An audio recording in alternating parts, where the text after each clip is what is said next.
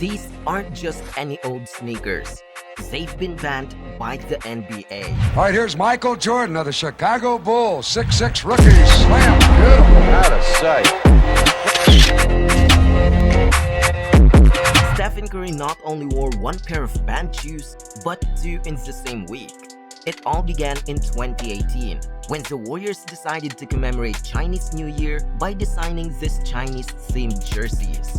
Steph liked them so much that he produced a pair of Currys to complement it, the Chinese Heritage Curry 4s.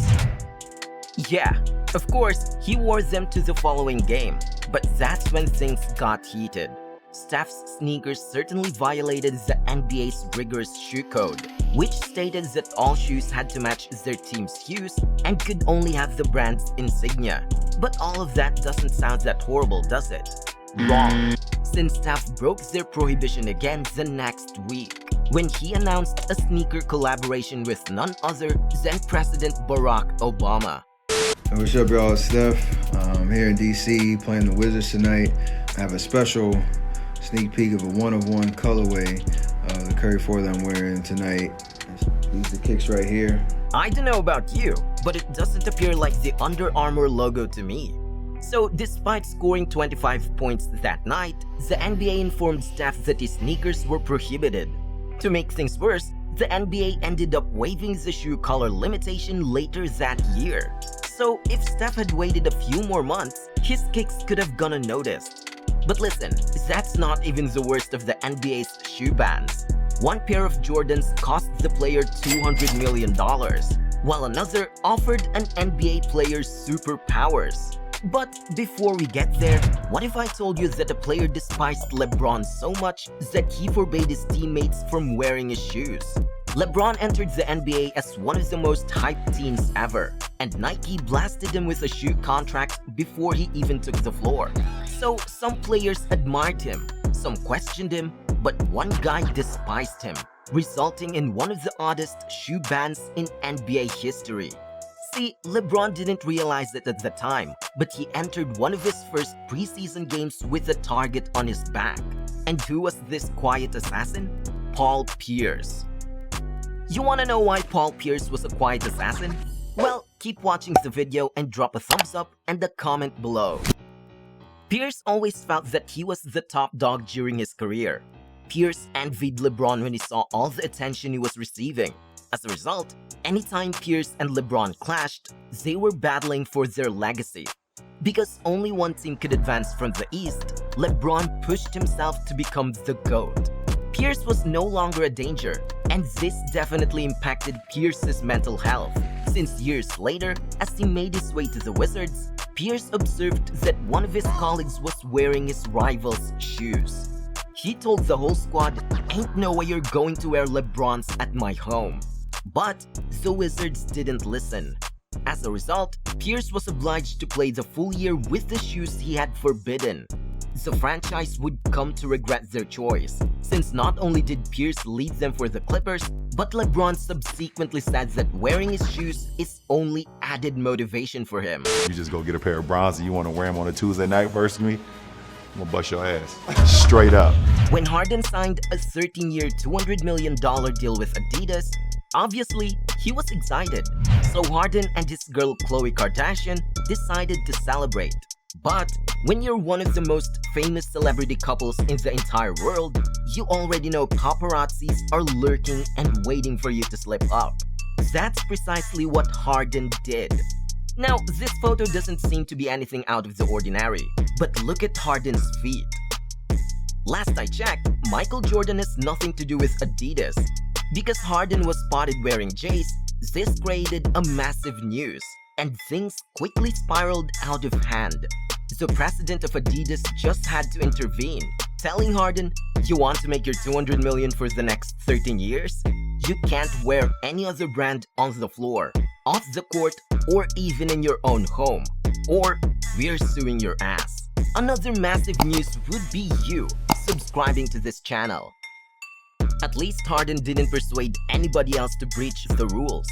Zach LaVine convinced everyone in the NBA to wear a prohibited sneaker. See, Zach also inked a shoe contract with Adidas. And when he prepared to launch one of Adidas's new shoes, things went wrong. Kanye West, one of the brand's primary innovators, claimed that he'd been working on something for 3 years, and that it took over 300 samples to come up with the appropriate concept of a Yeezy basketball shoe. When Kanye posted photos of the shoes on social media, he also announced that faces like Zach would be wearing them during the upcoming season.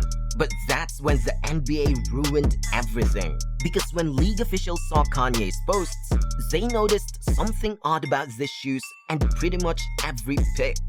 These sneakers were almost dazzling, and all the league could think about was how distracting they would be on the court.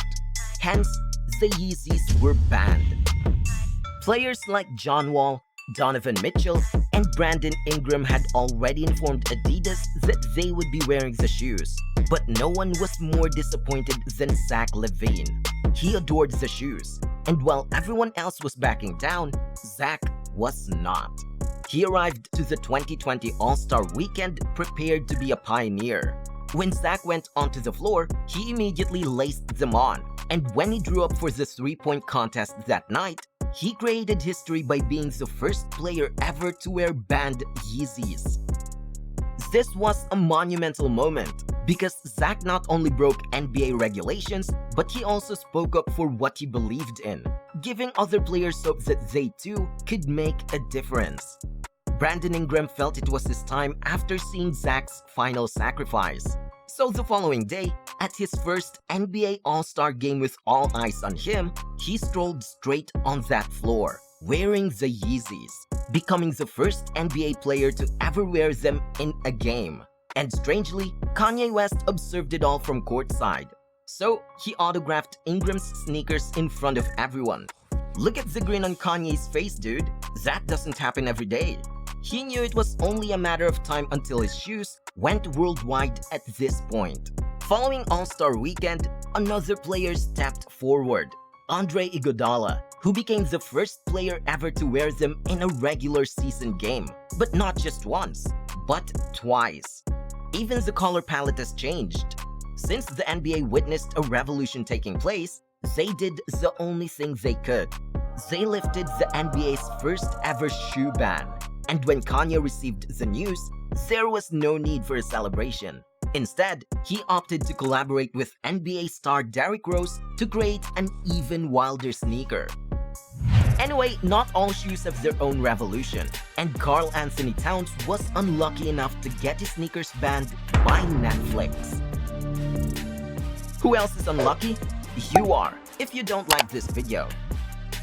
Yes, low-key, Towns has an addiction since he can't stop himself from watching Netflix every day. Stranger Things is another show that he is obsessed with. Since he sat up all night watching the program, he's been acting like a jerk. So something had to give. He eventually devised the ideal strategy. Towns got on the floor against the Knicks and immediately went to work, dropping 23 points, 15 rebounds, and 9 assists. But leading his team to a victory wasn't even the biggest news, since his sneakers stole the show. Before the game, he approached a well-known shoe designer to construct some one-of-a-kind kicks, bespoke Nike Hyper Dunks that combined his two passions, basketball and Stranger Things. These shoes were a work of art, but Towns ran into the same problem as Stephen Curry when his sneakers were prohibited because they blatantly endorsed Netflix and Stranger Things. He'd never be able to wear his beloved pair again. The NBA really outlawed Towns' sneakers, but they had no effect on his game. For decades, Nike and Adidas dominated the shoe industry, but one business sought to entirely eliminate the competition. They created something that no other brand could compete with, the APL Concept Ones. But they weren't just like any other basketball shoes.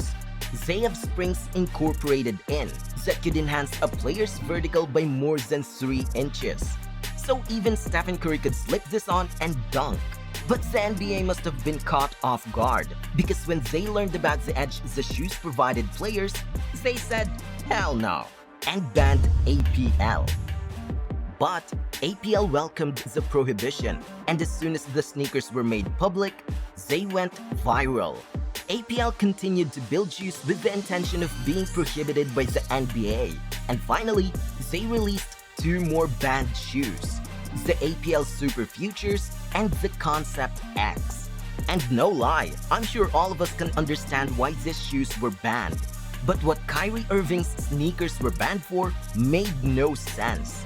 Since Kyrie Irving was chosen to the NBA, one legend has known he deserved a signature sneaker. This Yeah. kid is young, Amazing. he's great, and I know what he's gonna become. The kid gets a signature shoe from Nike. There's Blows out. not many signature guys, and I was like, that is a signature guy. Nike, of course, listened after receiving compliments from LeBron James, so they quickly gave Kyrie a contract and planned to work on his shoes, the Kyrie ones. And of course, Kyrie wanted the drop to be exceptional. He not only drew influence from LeBron's shoes, but Kyrie also incorporated graphics on the side that symbolizes his life narrative.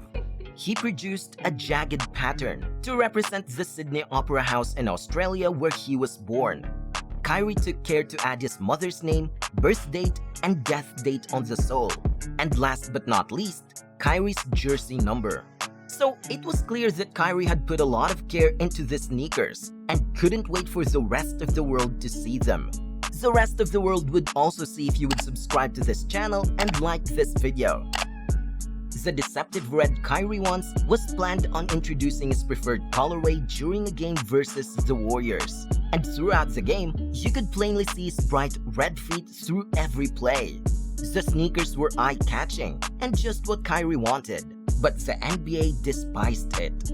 During an interview after the game, they revealed some terrible news.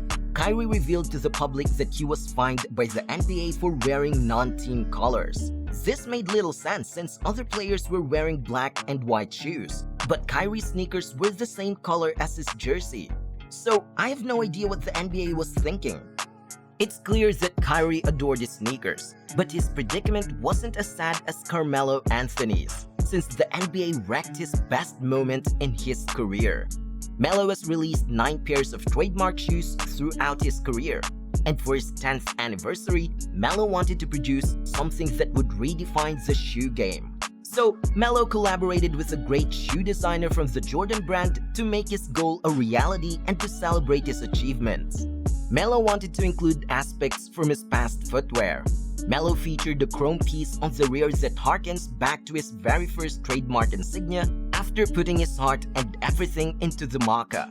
Melo believed he had created a masterpiece, and he started wearing several hues throughout the season following the new year. He was playing like a madman and fell in love with his sneakers, but the NBA ruined his aspirations. Fans and players all around the world apparently began to protest about Melo's shoes, claiming that his reflective heel was too much distracting, and the NBA didn't want to risk blinding anybody, so the shoes were instantly prohibited. But Michael Jordan understood how much these shoes meant to Melo. He couldn't let his prodigy down, so he remade Melo's shoes with a non-reflective heel. Melo was back on the floor not long after, wearing his favorite pair. This isn't the first time MJ has had to deal with a forbidden sneaker. When his was banned, it became one of the greatest mysteries in NBA history. Jordan entered the NBA without having played a single game and demanded a signature sneaker. He instantly got a contract with Nike. The firm had recently created new technology, the Air soles at the time, and they knew how much Jordan flew in the air, so they came up with the appropriate name for his new shoes, the Air Jordans. This was a marriage made in heaven, but I'm sure neither Jordan nor Nike anticipated how popular this sneaker would become. Share your thoughts in the comment section below. What do you think of this banned shoes? Nike thought that within 4 years of Jordan joining their company, they would sell at least $3 million worth of these shoes. And they were confident since most NBA players wore white or black sneakers at the time. So, Nike thought that Jordan's red and black pair had the potential to be revolutionary. But the NBA sought to put a stop to it by not only sending Nike a letter banning the shoes, but also threatening Jordan with a $5,000 punishment for every game he wore them. Now, it was believed that Nike urged Jordan to wear them anyhow and that they'd settle the penalties. But the most bizarre aspect was that Nike and Jordan lied about everything. The latter stated that Jordan wore these forbidden sneakers on October 18, 1984. Yet, every game Jordan played at the time, he wore a totally different shoe. And when I went further, I discovered that the Air Jordan ones hadn't even been released yet. These were Nike Airships, which were comparable to Air Jordans, but had a somewhat different appearance. Nobody knew because they looked like Jordans, and this became one of the most brilliant marketing scandals in sports history. Not only did Nike deceptively promote them as illegal sneakers, but Jordan wore them to his rookie dunk contest, giving fans the impression that he wasn't afraid of anything banned. Suddenly, everyone needed a pair. Jays were the first basketball sneakers that were fashionable enough to wear off the court, selling out quickly whenever Nike released a new shoe. And remember Nike's $3 million goal? Well, in only 1 year, they absolutely exceeded it, making $126 million all because of a bogus ban. Damn, who knew shoes would be such a huge issue?